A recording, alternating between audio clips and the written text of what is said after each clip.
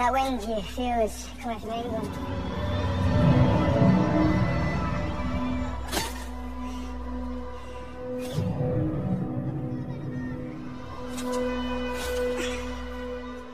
Film ini berlatar pada awal abad ke-15, di mana saat itu kerajaan Inggris dipimpin oleh seorang raja bernama Henry Bolingbroke, atau yang lebih dikenal dengan Raja Henry keempat. Dia adalah sosok raja yang gila perang, dan selama ini mempunyai ambisi untuk meneruskan impian para pendahulunya, yaitu menaklukkan kerajaan Prancis.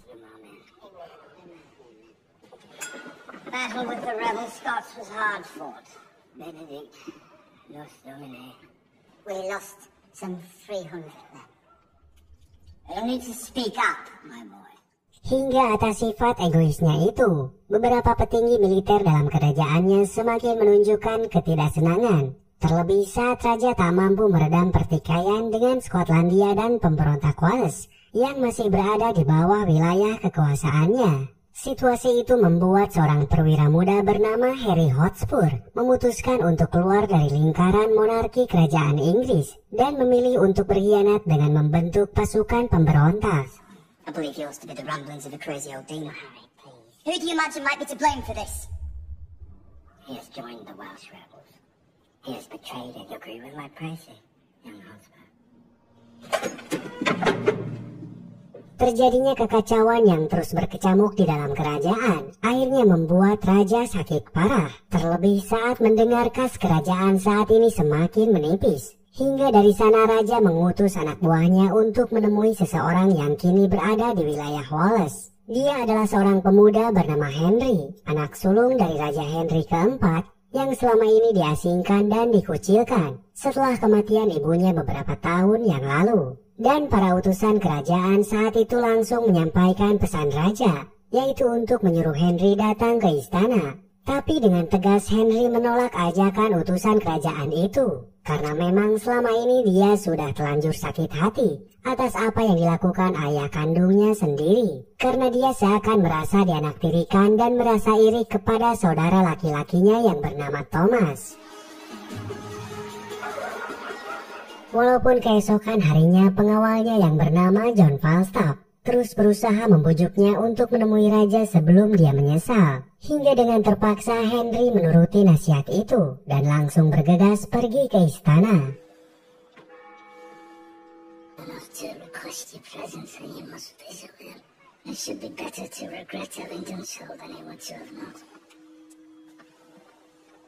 Tapi apa yang terjadi?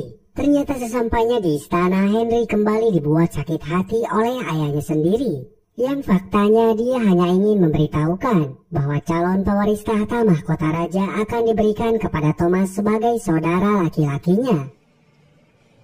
You will not inherit this crown. He is soft, but he is eager. Dengan kesabarannya Henry berusaha berlapang dada. Terlebih memang selama ini dia tak pernah menginginkan bahkan meminta untuk menjadi seorang raja. Karena dia lebih nyaman untuk hidup sebagai rakyat jelata, meski harus berada dalam kepura-puraan.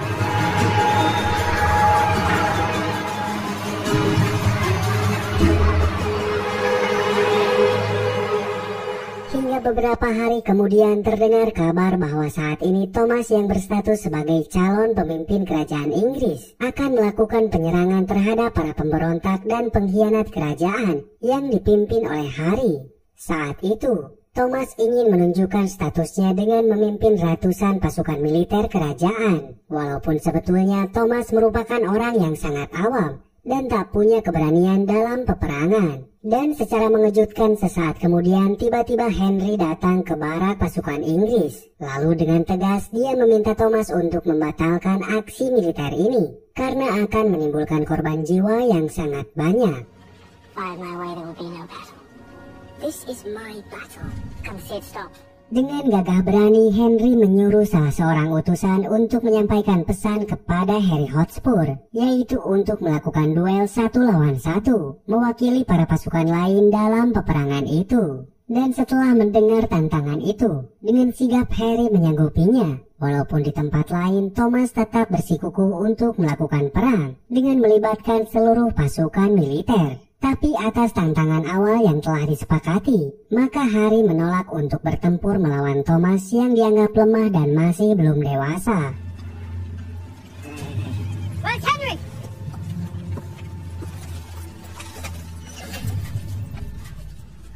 Where be the big dog? I said no! Tanpa pikir panjang, Henry pun langsung bersiap untuk melakukan pertarungan maut melawan Harry, yang dikenal sebagai kesatria tangguh, hingga pertarungan pun tak bisa dielakkan.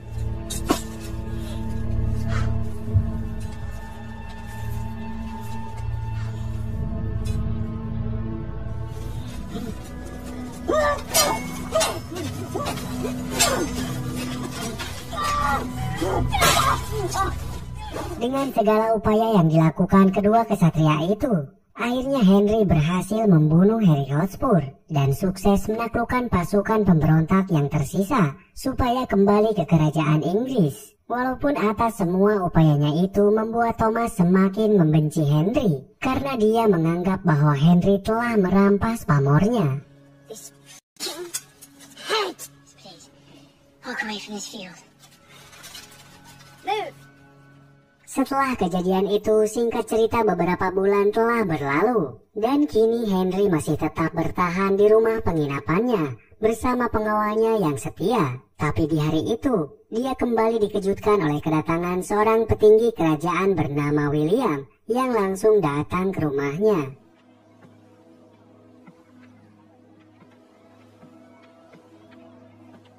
Please, my lord, this is your father. Sekali lagi dia membujuk Henry supaya bisa datang ke istana, karena ternyata saat ini sang raja sekaligus ayah kandungnya sendiri benar-benar sedang dalam keadaan sekarat. Dan di saat itu pula William menyampaikan bahwa Henry akan diangkat menjadi seorang raja, karena ternyata saudaranya Thomas telah wafat setelah dia melakukan aksi militer saat menyerang Skotlandia. Atas bujukan John Falstaff sebagai pengawalnya, akhirnya Henry bersedia untuk datang ke istana. Kemudian sesampainya di sana, betapa terkejutnya Henry saat dia melihat ayahnya benar-benar dalam keadaan sekarat dan hampir mati. Dalam situasi tersebut, ayahnya sempat menyesali perbuatannya selama ini. Kemudian di saat-saat terakhirnya, Raja Henry keempat akhirnya menobatkan Henry anak sulungnya untuk mewarisi tahta sebagai penguasa Inggris dengan gelar Raja Henry kelima.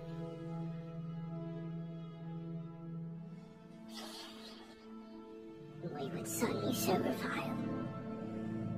You shall suffer the indignity of serving me.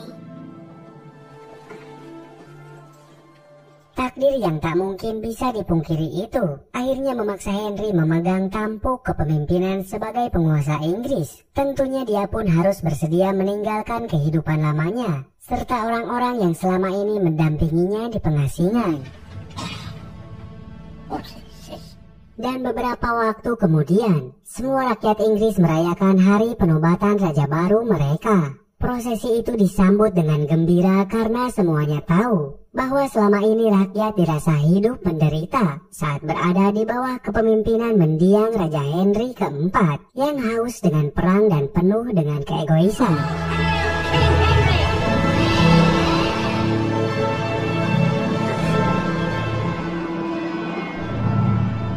Kemudian ucapan selamat berdatangan dari kerajaan-kerajaan Eropa lainnya. Mereka memberikan berbagai hadiah untuk diberikan kepada Raja Henry kelima. Tapi hal yang mengejutkan terjadi saat mereka menerima sebuah kado dari kerajaan Prancis yang berisi sebuah bola kecil. Hal itu diasumsikan bahwa pemberian bola adalah simbol hadiah untuk anak kecil yang tak punya wibawa dan kekuatan. Tapi Raja Henry tetap berpikir positif dan sabar menanggapi hal itu, karena saat ini dia hanya fokus untuk berupaya mensejahterakan semua rakyatnya. The Dauphin wants from me a paroxysm, I give it him. So is there not some truth in this jest? You must respond. Walaupun keesokan harinya seseorang yang menjadi uskup agung seakan terus berupaya memanasi sang raja untuk memberikan respon keras kepada kerajaan Prancis yang telah melecehkan kerajaan Inggris. termasuk William yang saat itu menjabat sebagai penasihat dan hakim agung, yang menginginkan Raja Henry menunjukkan taringnya kepada kerajaan Prancis. Tapi sekali lagi Raja Henry tetap berpikir netral dan menganggap hal itu adalah hal sepele yang tak harus ditanggapi dengan serius.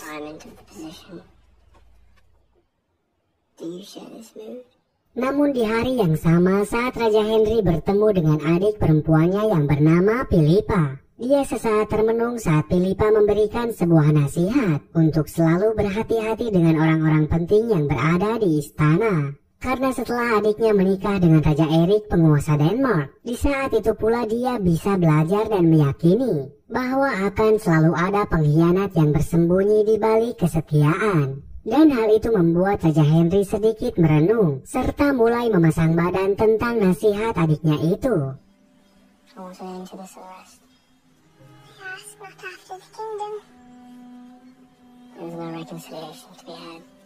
Sementara di tempat lain di wilayah Wales, kini John Falstaff mulai merasa hidup sendirian setelah ditinggalkan oleh Henry yang saat ini sudah menjadi raja di istana Inggris. Kehidupannya semakin terpuruk, terlebih dia terlilit hutang yang sangat besar kepada pemilik kedai minuman. Dan hal itu membuatnya sadar bahwa memang Henry sudah tak mempedulikannya lagi. You find someone to pay your way here. No, Sir John is down on his luck. He'll be gone weeks and weeks now. Where is he? Keesokan harinya di istana kerajaan Inggris, semua petinggi kerajaan terkejut saat menemukan salah seorang warga Prancis yang mengaku sebagai pembunuh bayaran. Pria itu berbicara langsung kepada Raja Henry bahwa dia ditugaskan oleh Raja Prancis untuk membunuhnya secara diam-diam. Dan tentu saja hal itu membuat Raja Henry gusar. Kesabarannya selama ini dirasa sudah tak bisa ditahan lagi. Terlebih William selalu memberikan masukan konfrontatif untuk segera bertindak dan memberikan respon kepada Prancis. De quelle manière? D'une manière ou d'une autre, peu importe, que je devrais tuer le roi d'Angleterre. Le roi Charles lui-même vous a envoyé. Dia juga menyampaikan bahwa jika Raja Henry tetap diam, maka dia akan kehilangan kepercayaan dari rakyatnya sendiri. Karena rakyat Inggris menginginkan seorang raja yang tangguh juga pemberani, yang memiliki kekuatan dan pengaruh besar. Hingga setelah Raja Henry merenung dan mengingat kembali semua kejadian ini, di saat yang sama dia memutuskan untuk mengirimkan surat kepada Raja Prancis yang berisi bahwa pihak kerajaan Inggris memutuskan untuk mendeklarasikan perang dengan Prancis. Take down these words. If it be war you seek, if this be your intention, send the full weight of your army. Address to King Charles of France. Atas situasi itu di tempat lain di sebuah ruangan pribadi milik William, terlihat dua orang petinggi kerajaan bernama Lord Grey dan sepupu Raja Henry bernama Cambridge. Mereka membahas tentang rencana Raja Henry yang memutuskan berperang dengan Prancis. Saat itu, Lord Grey dan Cambridge seakan tak setuju dengan rencana raja, karena dia menganggap Raja Henry tak punya reputasi dan pengalaman dalam pertempuran besar melawan Prancis. Dan tak hanya itu, mereka terus mengejek Raja Henry yang dianggap sebagai gelandangan, yang terpaksa harus mewarisi tahta. Mendengar hal itu, William langsung mengadukan perkataan mereka kepada raja, karena mereka dianggap sebagai pembelot yang membangkang terhadap perintah raja. Hingga tanpa berpikir panjang, Raja Henry langsung menghukum mereka dengan cara dipenggal.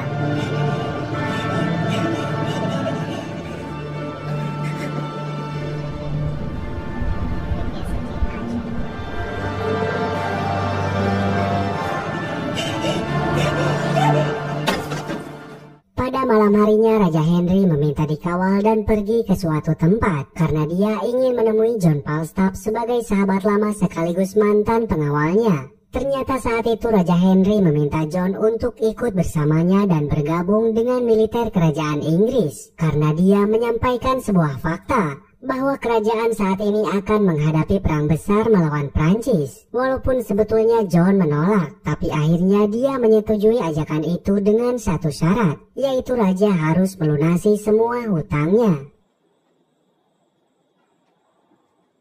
I need men around me I can trust. Square my account with that Sarah Black. Keesokan harinya Raja Henry langsung mengadakan rapat terbuka dengan seluruh petinggi kerajaan, seraya memperkenalkan John Falstaff yang saat ini dia angkat sebagai perwira baru dalam kesatuan militer kerajaan Inggris. Walaupun di saat yang sama para petinggi kerajaan terlihat keberatan dan meragukan keputusan Raja Henry yang dengan sepihak mengangkat orang sipil yang tak dikenal untuk masuk ke lingkungan kerajaan. Welcome. Thank you. You're all welcome. Hingga singkat cerita beberapa hari kemudian, pihak kerajaan Inggris mempersiapkan logistik dan semua perlengkapan perangnya. Karena esok hari mereka akan berangkat menggunakan jalur laut untuk menyeberangi Selat Inggris demi bisa menginjakan kaki di tanah Prancis.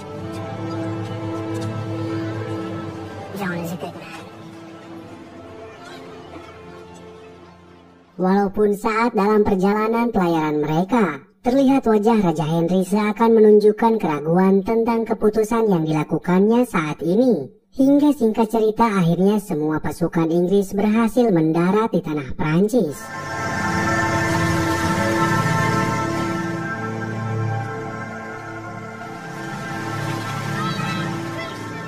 Mereka langsung bergerak ke arah utara dengan tujuan mengepung sebuah kota bernama Kota Harfleur. Dengan jumlah kekuatan sebanyak 6.000 pasukan, diantaranya 1.000 orang ksatria dan prajurit bersenjata, serta 5.000 orang archery atau pemanah.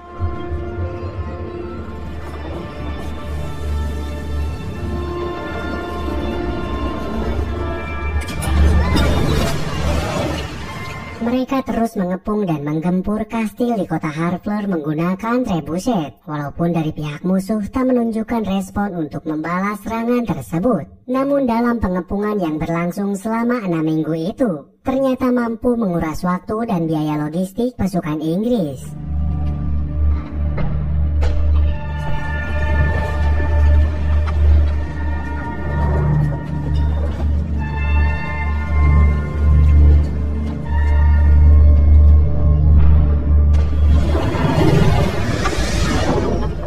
Hingga pada akhirnya seluruh penghuni kota itu menyerah kepada Inggris dengan syarat yaitu melarang membunuh warga sipil serta mengampuni para prajurit yang telah menyerah.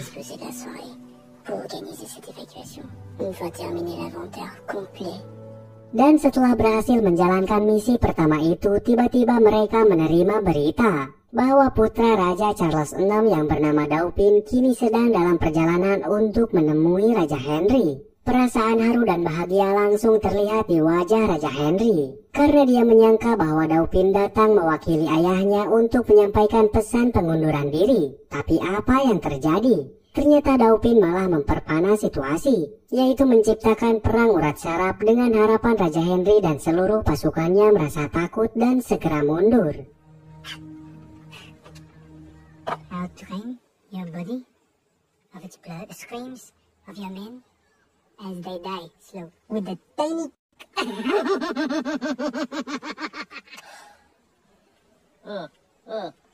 Tapi strategi itu kembali dilawan oleh Raja Henry dengan menyatakan bahwa dia berjanji untuk membuat ayahnya sebagai Raja Prancis bertekuk lutut. Kemudian Raja Henry memerintahkan John untuk segera mengumpulkan pasukan dan memutuskan melanjutkan perjalanan menuju pelabuhan Calais yang saat ini dikuasai Prancis.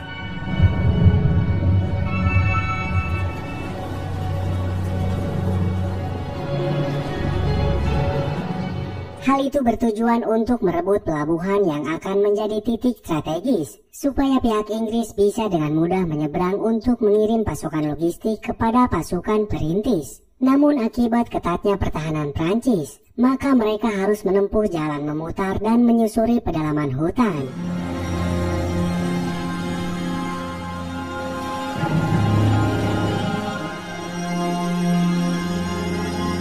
Selama itu pasukan Inggris harus berjalan lebih dari 320 km dan perjalanan yang cukup panjang itu membuat sebagian pasukannya menderita penyakit disentri serta kelaparan. Terlebih saat ini pihak Prancis telah mengetahui pergerakan mereka. Hingga atas informasi pergerakan pasukan Inggris itu, saat ini pihak pasukan Prancis berniat untuk mencegat perjalanan mereka di suatu tempat yang telah mereka persiapkan. Walaupun hal itu juga berhasil diantisipasi saat insting Raja Henry mengatakan bahwa ada yang tidak beres saat mereka melewati daerah itu.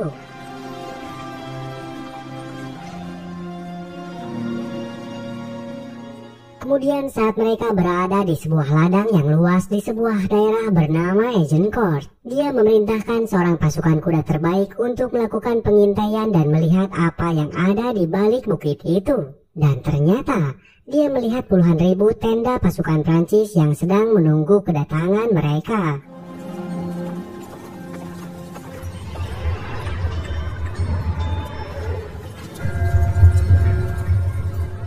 Hal itu sempat membuat mental Raja Henry goyah karena dia menyadari bahwa jumlah pasukannya kalah telak dibanding jumlah pasukan Prancis yang diperkirakan berjumlah 20.000 pasukan. Hingga di malam itu dia langsung mengadakan rapat bersama para petinggi militernya. Terlihat seorang perwira bernama Dorset menyatakan pendapatnya bahwa dalam situasi ini dia merasakan kemustahilan untuk bisa menembus pertahanan pasukan Prancis di kandangnya sendiri. Namun hal itu tiba-tiba dibantah oleh John Falstaff yang mengatakan bahwa pasukan Inggris masih bisa menang.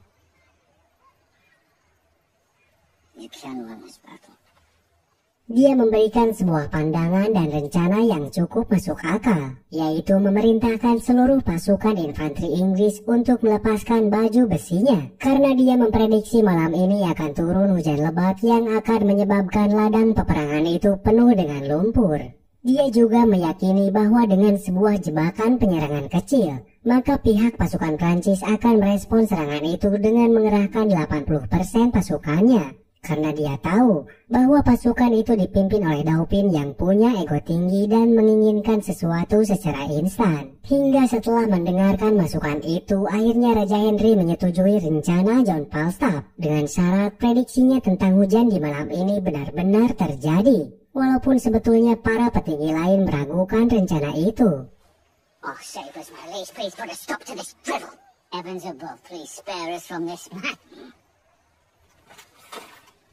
Semua pasukan di pihak Inggris merasakan bahwa malam itu menjadi malam yang panjang dan mengerikan, karena mereka tahu bahwa besok akan terjadi pertempuran besar yang mungkin akan merenggut nyawa mereka. Dan akhirnya sesuai prediksi, hujan pun turun dengan sangat lebat.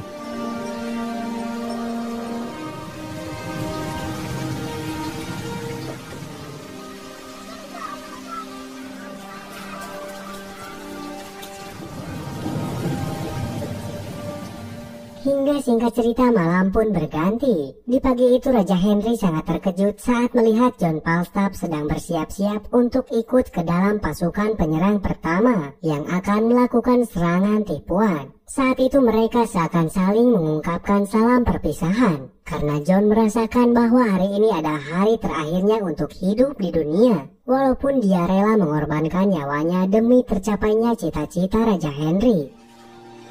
My men have been assembled. I die over a bottle in his jeep. Win, my friend. To see this kingdom united under this English crown! I've only ever hoped for one thing! We carry it with us always!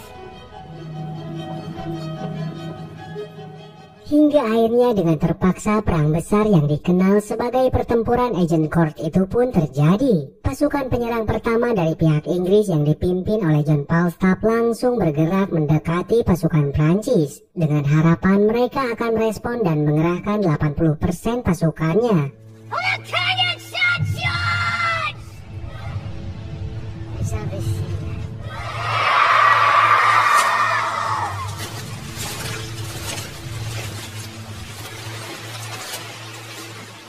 Sementara pasukan infanteri Inggris lainnya ternyata juga melakukan sebuah taktik. Mereka yang tanpa mengenakan baju besi itu bersembunyi di dalam hutan yang berada di sisi kiri medan pertempuran dan menunggu situasi krusial saat pasukan Prancis sudah mulai terjebak ke dalam kubangan lumpur.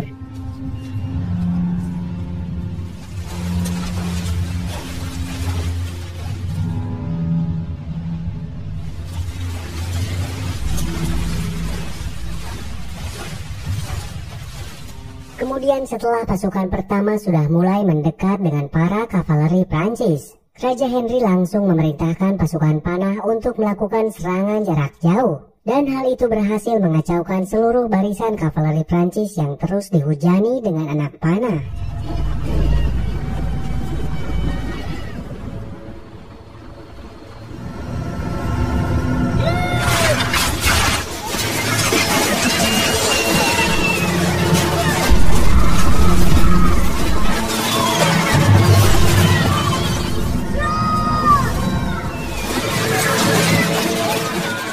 Dalam situasi kacau itu, pasukan John Falstaff langsung melakukan pertarungan jarak dekat. Walaupun mereka terlihat sangat kesulitan untuk melawan pasukan kavaleri atau pasukan berkuda dari pihak musuh. Hingga atas situasi itu, Dauphin ternyata berhasil masuk ke dalam perangkap rencana Inggris. Karena dia langsung memerintahkan sisa pasukannya untuk masuk ke medan pertempuran.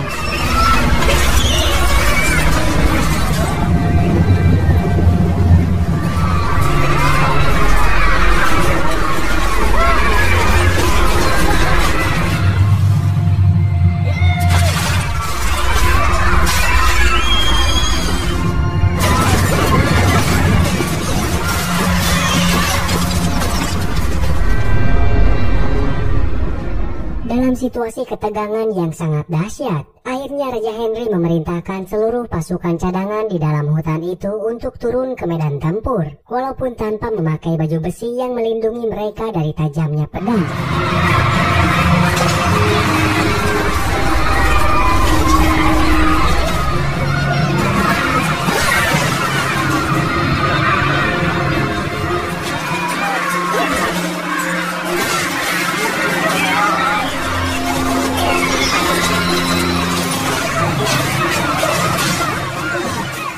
Menggunakan pedang dan kampak, pasukan Inggris terus menggempur sebagian besar pasukan Prancis. Walaupun mereka menggunakan baju besi lengkap, tapi ternyata mereka terlihat sangat kesulitan untuk melakukan pergerakan di dalam kubangan lumpur. Jeritan kesakitan hingga erangan manusia yang sedang sekarat terdengar jelas dalam situasi pertempuran itu. Banyak korban berjatuhan dari puluhan ribu pasukan Prancis, walaupun tak sedikit pula korban jiwa yang diderita dari pihak Inggris.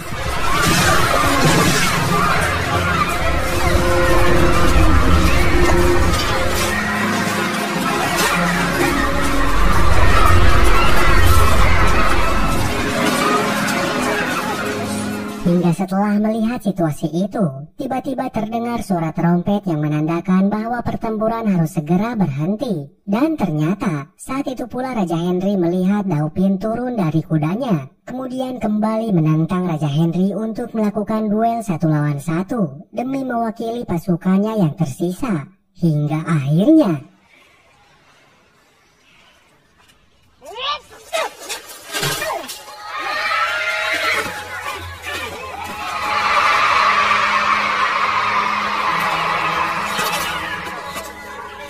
Dauphin tewas dibunuh di tangan pasukan Inggris. Dan hal itu juga menandakan bahwa Inggris telah memenangkan perang ini. Walaupun John Falstaff harus gugur dalam peperangan itu, yang membuat Raja Henry merasakan kesedihan yang sangat mendalam. Hingga singkat cerita setelah peperangan itu berakhir, akhirnya Raja Henry dipanggil langsung oleh Raja Charles ke-6 sebagai Raja Prancis.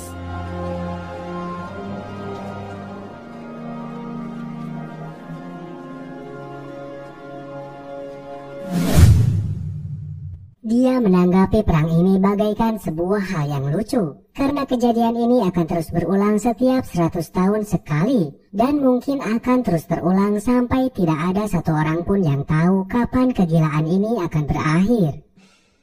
Between man of vanity and man of good You don't ask reason, anything of me in return. that you and I are men of good reason. Hingga dari sana Raja Charles ke-6 bersedia untuk menyerah kepada Inggris dengan satu syarat, yaitu Raja Henry harus bersedia untuk menikahi putrinya yang bernama Catherine. Dan dari kejadian ini pula terlahir sebuah perjanjian yang dikenal dengan Perjanjian Troyes. It is family that moves us. My relationship with my son and yours. That the great movements of history. We are leaders of lands.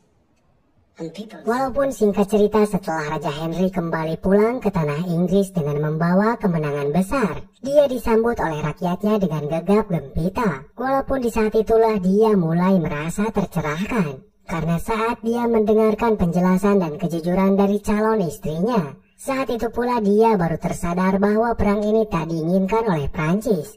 Dan selama ini dia hanya diperalat oleh seseorang di dalam istana untuk terjebak dalam perang demi kepentingan pribadinya. I know him well enough to know his reaction to be genuine. How might you know? There was no plot to kill you. Sesaat dia langsung bergegas untuk menuju sebuah ruangan petinggi kerajaan, yang ternyata ruangan itu adalah milik William, sang penasihat raja serta mantan hakim agung pada masa pemerintahan ayahnya. Dan di saat itu pula Raja Henry baru menyadari bahwa berkat terciptanya perang yang dilakukan oleh Inggris kepada Prancis. Saat itu pula William mengakui bahwa dia mendapatkan banyak properti berupa tanah rampasan yang diklaim sebagai harta pribadinya. Hingga di tengah gemuruh suara rakyat yang mengagungkan namanya, akhirnya William dibunuh oleh tangannya sendiri. Dan dengan ini pula, film ini akhirnya... Tell me the cause of this concern. Stay up there. This is so peace. I do not understand. Stop the fighting, Sarah!